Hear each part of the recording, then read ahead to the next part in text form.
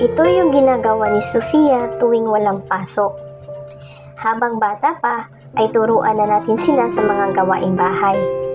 Hindi naman porket inuutusan natin sila ay kinakawawa na agad. Ang gusto ko lang kalakihan niya ang mga bagay na nararapat para sa kanila. Kasi kung matutunan niya o nila ang pagiging spoiled, lalaki siyang walang alam at pagdating ng araw, pag nagkaroon siya o sila ng trabaho, isang galit lang ng amo nila, baka mag-resign sila kasi hindi sila sanay.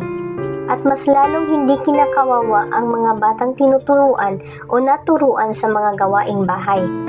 Ang totoo, mas kawawa sila kung lumaki silang walang alam sa mga gawaing bahay.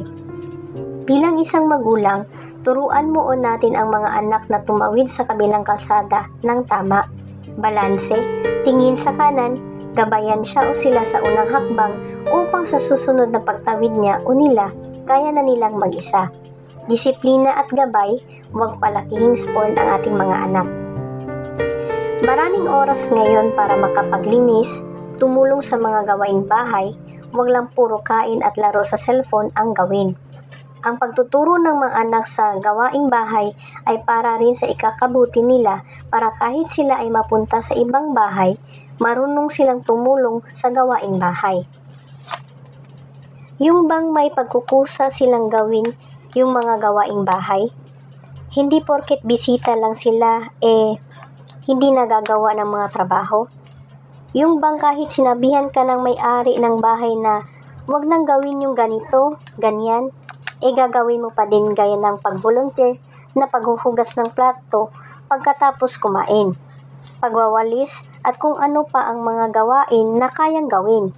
At para sa susunod na pagbisita mo, hindi ka nila aayawan at pupuntahan sila kasi alam nila na masipag ka at marespeto.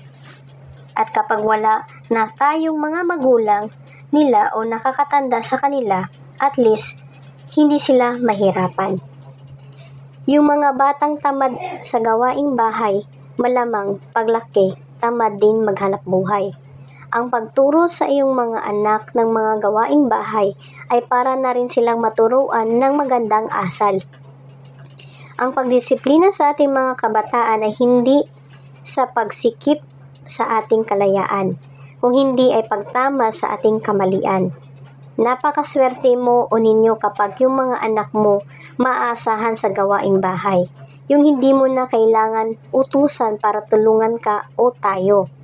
Walang magulang ang gustong mapariwara ang buhay ng kanilang anak. Kaya tayo mga kabataan, sumunod, respetuhin at mahalin ang ating mga magulang.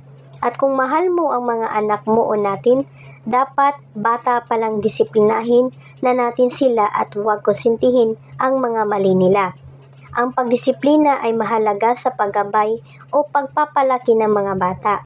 Minsan sa sobrang pagmamahal natin sa mga bata, kung anong sinabi nila, yun na ang pinaniniwalaan natin.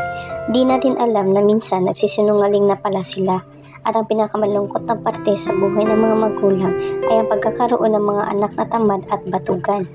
Ang tunay na kayamanan ng mga magulang ay pagkakaroon ng mga anak na lumaki silang mabuti, may respeto sa kapwa at lumaki may takot sa Diyos.